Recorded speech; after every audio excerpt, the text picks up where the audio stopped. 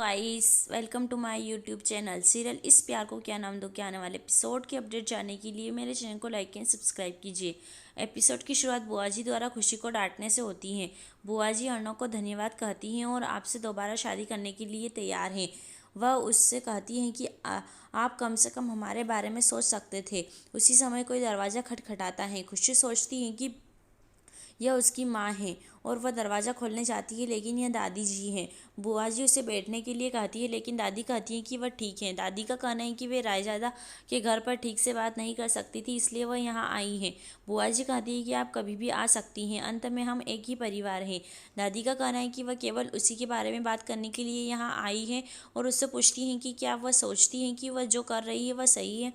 बुआ जी उसे समझाने के लिए कहती हैं कि उसका क्या मतलब है। दादी बुआ जी से पूछती हैं कि क्या अर्णव आपका बेटा था, और अगर वह खुशी जैसी किसी से शादी करना चाहता है तो क्या आप उसे शादी करने देंगे। बुआ जी पूछती हैं कि खुशी ने क्या गलत है, और उन्हें याद दिलाती हैं कि अर्णव वही है जो सबसे पहले इस रिश्ते के साथ आया था।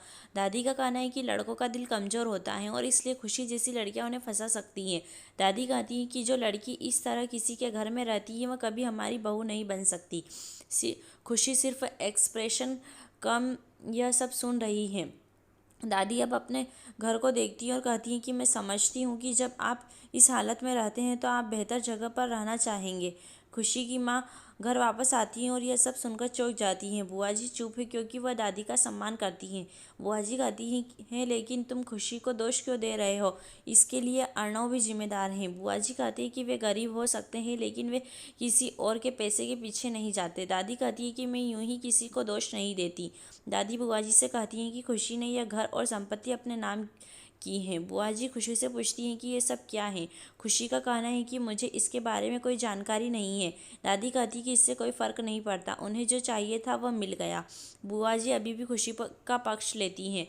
दादी अब कहती हैं कि खुशी 6 महीने से अर्णव के साथ रह रही हैं और मैं बुरे शब्दों का इस्तेमाल नहीं करती, लेकिन आप और मैं दोनों जानते हैं कि उनका क्या मतलब है। दादी का कहना है कि वह कभी भी अर्णव को उससे शादी नहीं करने देगी। बुआ जी भी कहती है कि मैं खुशी का हाथ भी अब अर्णव के हाथ में नहीं दूंगी। दादी कहती है कि ठीक है, तो यह रिश्ता टूट गया है। खुशी की माँ अभी भी छुपी हुई है और बहुत सदमे में है। दादी अब चली जाती हैं। बुआ जी कहती हैं कि उनकी हिम्मत कैसे हुई खुशी के बारे में इस तरह बात करने की। बुआ जी कहती है कि अर्णव की तरह ही उनकी दादी को भी अहंकार है। खुशी कहती है कि नहीं बुआ जी, अर्णव ऐसा नहीं है। बुआ जी कहते हैं कि यह अर्णव की ही गलती है। खुशी कहती है कि समय की स्थिति थी। बुआ जी हाँ कहती हैं, इसलिए उन्होंने आपका इस्तेमाल किया। खुशी कहती कि नहीं, और अर्णव बाहर से ऐसा दिखता है लेकिन वास्तव में बहुत अच्छा है। वह कहती हैं कि अपना दर्द छुपाने के लिए वह बाहर से सख्त है। खुशी तब बुआ जी को बताती हैं कि जब वह 14 साल के थे तब उनकी माँ ने आत्महत्या कर ली थी। खुशी की माँ अब वहाँ आती हैं और उसे एक थप्पड़ मारती हैं। वह कहती हैं कि मैं कभी भी सुनना नहीं चाहती और उसे अपने कमरे में जाने का आदेश देती हैं। खुशी चली जाती हैं। बुआ जी अपनी माँ से पूछती हैं कि उन्हें थप्पड़ क्यों मारना पड़ा। बुआ जी कहती कि यह खुशी की गलती नहीं है। और आपको क्या हुआ, मैंने आपको इससे पहले कभी इतने गुस्से में नहीं देखा। रायजादा हाउस में इनके पूछ रहे हैं कि पायल और आकाश कहाँ हैं, करने के लिए बहुत काम है। दादी वहाँ आती है और कहती हैं कि मैं आपके लिए इसे आसान बना दूंगी, और उन्हें कोई तैयारी नहीं करने के लिए कहती हैं। नानी उससे पूछती हैं कि क्या हुआ, हमें खुशी के घर शगुन लेकर जाना है। दादी का कहना है कि वहाँ कोई नहीं जा रहा है, ये रिश्ता अब नहीं रहा। अर्णव वहाँ आता है और हर कोई हैरान है। दादी इसके लिए खुशी की बुआ जी को जिम्मेदार ठहराती है। अंजलि पूछती है कि यह कैसे संभव है।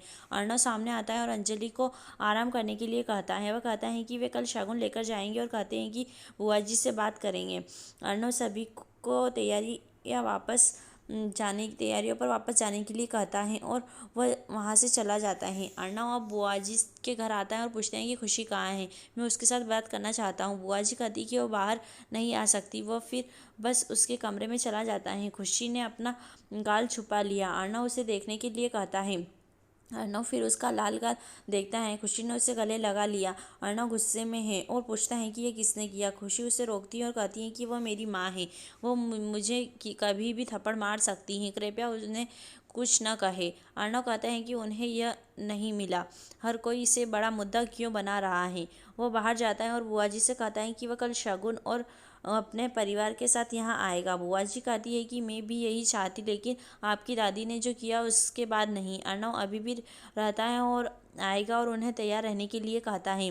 वह अब जा रहा है। वह पीछे मुड़कर खुशी को देखता है और फिर चला जाता है। रायजादा के घर पर हर कोई इकट्ठा होता है और मनोरमा कहती है कि भगवान जानता है कि कल क्या होगा। अंजलि पूछती है, लेकिन अचानक क्या हो गया? दादी ने खुशी को दोषी ठहराया। नानी दादी से कहती है कि मत भूलो, उस गलती में अर्नव भी शामिल था। अर्नव अब वहाँ आता है। अंजलि उससे पूछती है कि क्या हुआ। अर्नव कुछ नहीं कहता है और कहता है कि वे कल सुबह 10 बजे निकलेंगे। अंजलि खुश है और कहती है कि बुआ जी सहमत है। दादी उठकर चलने लगती हैं। अर्नव उसे बताता है कि वह जानता है कि वह क्या करने की कोशिश कर रही हैं।